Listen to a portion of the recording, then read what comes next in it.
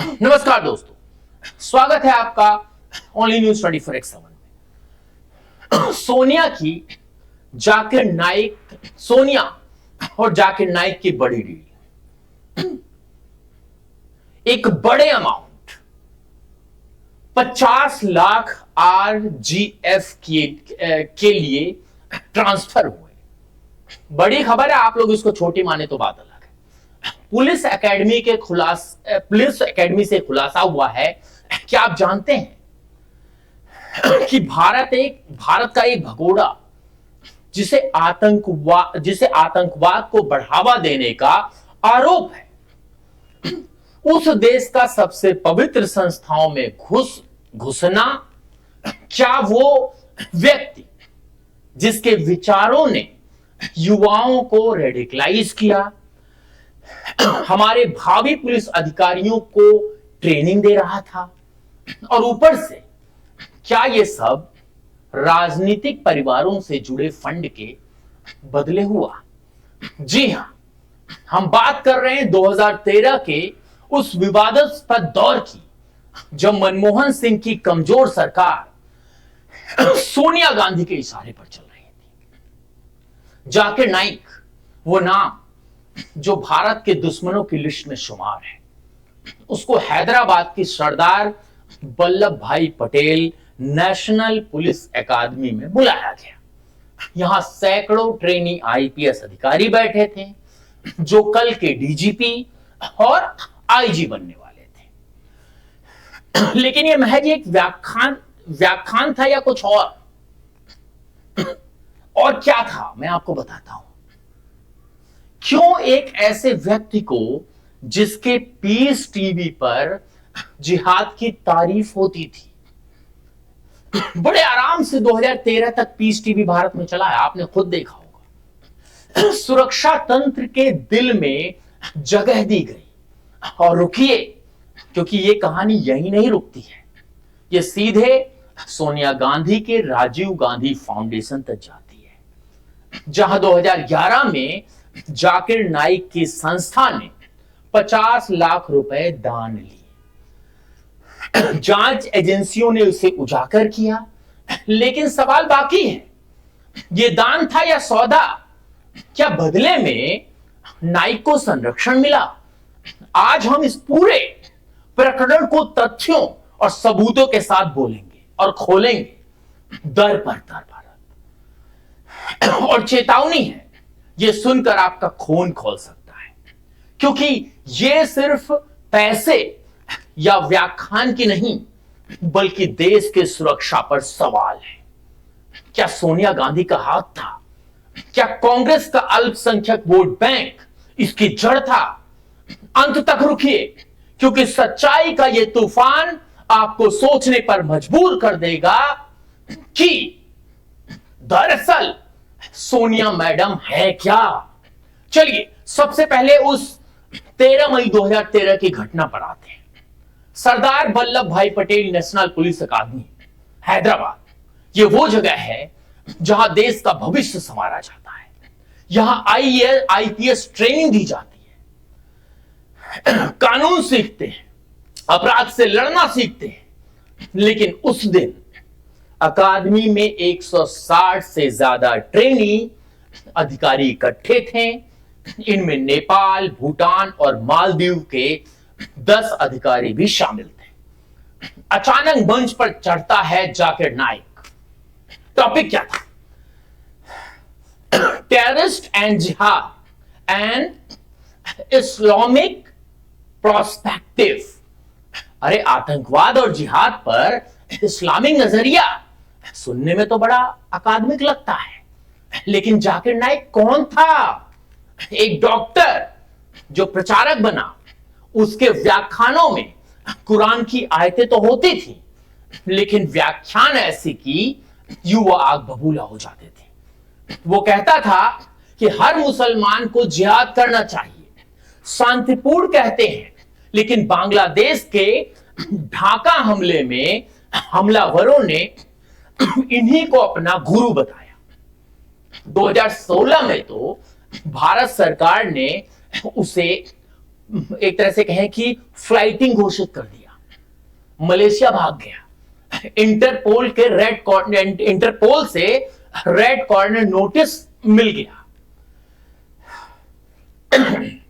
फिर 2004 माफ कीजिएगा 2013 में इनको क्यों बुलाया? अकादमी के रिकॉर्ड्स कहते हैं ये आईआरएफ के मोहम्मद आरशी और एक तरह से कहें मिस्टर एस पाटिल, उनके जरिए आमंत्रण किया था। लेकिन फैसला किसके था? किसका था फैसला? यूपीए 2, मनमोहन सिंह प्रधानमंत्री थे, लेकिन असली कमान सोनिया गांधी के हाथों में था। एक्सीडेंटल प्राइम मिनिस्टर देख लीजिए, समझ में आ जाएगा। कांग्रेस के चेयरपर्सन के रूप में एनएसी के जरिए नीतियां प्रभावित करती रही। सुरक्षा पर भी तो सवाल खड़ा उठता है, क्योंकि उसी दौर में 2011 में आईआरएफ ने राजीव गांधी फाउंडेशन को 50 लाख दिए। सुनिए, 50 लाख। संयम का संयोग या कनेक्शन। अब जाकिर नाइक का बैकग्राउंड सुनिए और समझिए। 1965 में मुंबई में पैदा हुआ, मेडिकल की डिग्री, लेकिन धर्म प्रचार में लग गया। 1991 में आईआरएफ शुरू किया और पीस टीवी लॉन्च किया, जो सऊदी फंडेड था, लेकिन विवाद ढेर सारे। वे कहते हैं, मैं वे क्यों कह रहा हूं, वो कहता है इस्लाम ही सच्चा धर्म है, बाकी गलत है। हिंदू देवी देवताओं पर टिप्पणियां जो अपमानजनक है। 2006 में आरएसएस पर हमले को जस्टिफाई किया।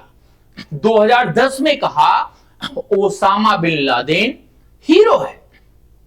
फिर भी यूपीए सरकार ने उसे संरक्षण दिया। क्यों? अल्पसंख्यक वोट बैंक। कांग्रेस का पुराना फार्मूला दोस्तों, मुस्लिमों को खुश रखो, वोट मिलेंगे। सोनिया गांधी को, जो 2004 से 2014 तक पार्टी की मां थी, इसी पॉलिसी पर चल रही थी। उनके बेटे राहुल गांधी भी स्पॉट हिंदुत्व की बातें करते हैं, लेकिन मुस्लिम एंगेजमेंट पर फोकस रहता है। जाकिर नाइक जैसे प्रचारकों को प्लेटफॉर्म देना इसी का हिस्सा था। लेकिन पुलिस अकादमी, वो तो सीमा पार। ट्रेनी अधिकारी जो कल आतंकवाद से लड़ेंगे, उसी को प्रचारक बनकर सुन रहे हैं, मतलब प्रचारक बनकर वो सुना रहा है। क्या व्याख्यान में कुछ ऐसा बोला गया था जो उनके मन में संदेह पैदा कर दे? कोई वीडियो तो लीक नहीं हुआ, लेकिन नाइक ने खुद फेसबुक पर पोस्ट किया कि अकादमी से अवार्ड मिला। अवार्ड किसके नाम पर? सरकार के। मनमोहन सिंह चुप, सोनिया चुप। लेकिन बाद में जब 2016 में बांग्लादेश में हमला हुआ तो सवाल उठे। एनआईए ने केस दर्ज किया, तब जाकर अकादमी ने सफाई दी, यह सामान्य व्याख्यान नहीं था। लेकिन देर हो चुकी थी दोस्तों। अब आते हैं उस 50 लाख पर, उस 50 लाख की डोनेशन पर।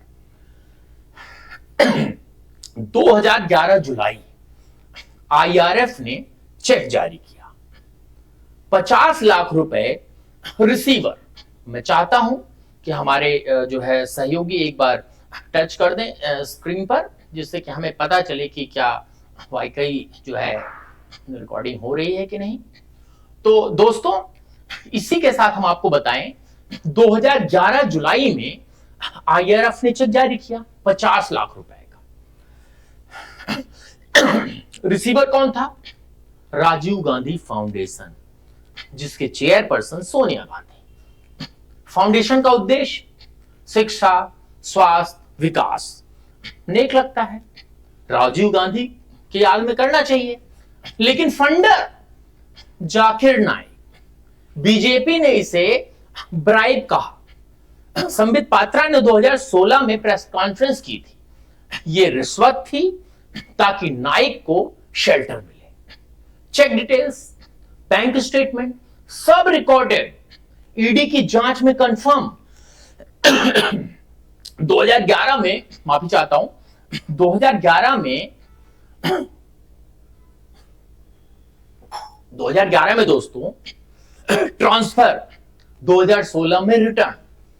एनआईए केस के बाद क्यों रिटर्न? क्योंकि जब तक नाइक के विचारों का जहर साफ हो गया, लेकिन सवाल, सोनिया जानती थी, सोनिया गांधी कुछ जानती थी। फाउंडेशन के हेड के रूप में साइन ऑफ तो उन्होंने ही किया होगा। क्या यह महज दान था या बदले में मिला कुछ? जैसे 2013 का व्याख्यान, समय देखिए, 2011 में डोनेशन, 2013 में लेक्चर, सिर्फ 2 साल का गैप, ईडी ने प्रॉब में फंड ट्रेल ट्रेस किया।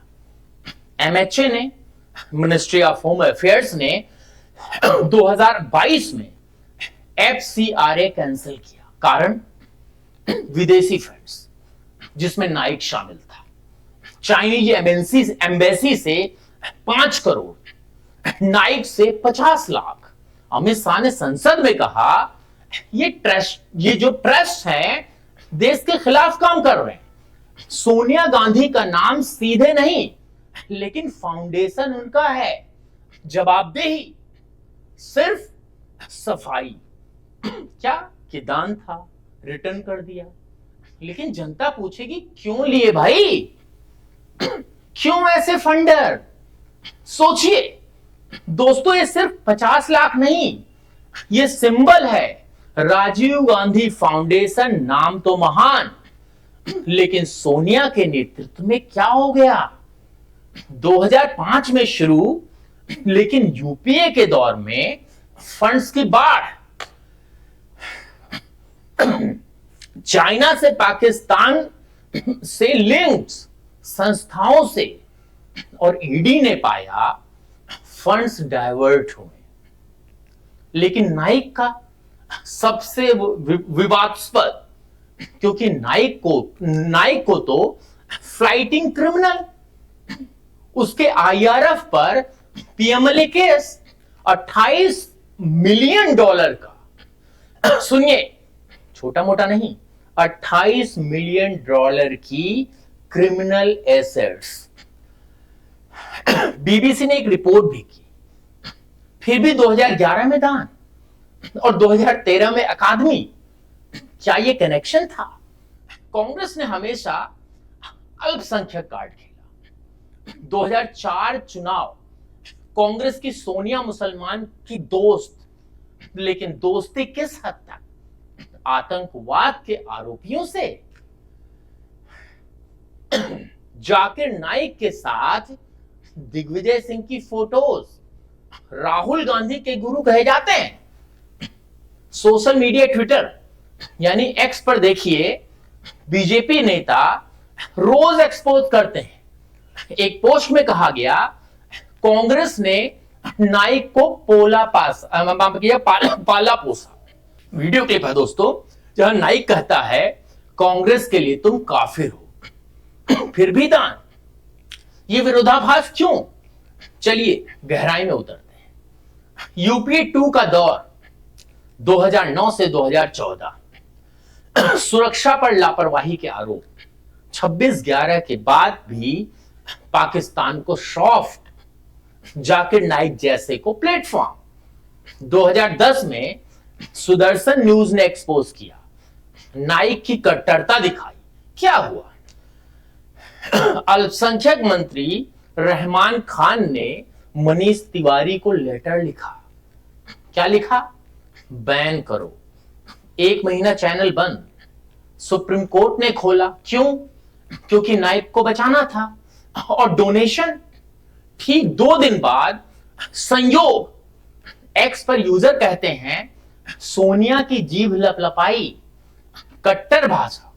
लेकिन सवाल वैलिड, सोनिया गांधी इतावली मूल की भारत आई, गांधी नाम संभाला, लेकिन विरासत दागदार, 2G स्कैम, कोलगेट, वो तो पैसे के थे, ये सुरक्षा का। ट्रेनी आईपीएस को नाइक का जहर। आज वो अधिकारी कहां होंगे? कुछ तो बड़े पदों पर होंगे ना, क्या उनके फैसले प्रभावित नहीं हो रहे होंगे? ईडी की जांच डिटेल्स देखिए।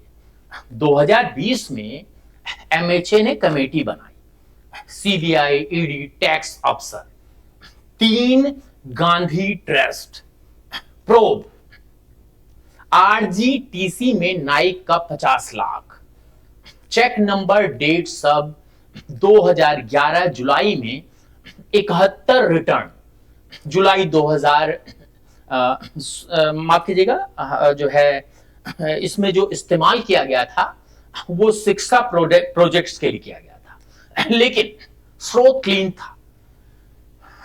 नाइक ने आईआरएफ पर सऊदी फंड्स, जो कट्टर ईडी ने जो है एक तरह से कहें कि सऊदी फंड्स मिले थे जो कट्टर थे, ईडी ने पीएमएलए के तहत नाइक को समन किया 2017 में, लेकिन आरजीएफ पर सिर्फ कैंसलेशन।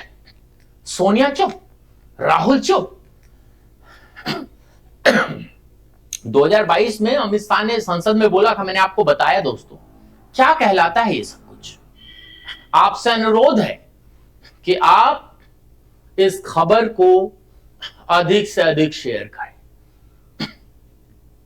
क्योंकि नाइक को अकादमी में बुलाना, अकादमी डायरेक्टर ने अप्रूव करना, ग्रीन सिग्नल देना, सोनिया का जो एनएसी में मतलब हाल था, ये सब कुछ नॉर्मल नहीं लगता, मुझे तो नहीं लगता।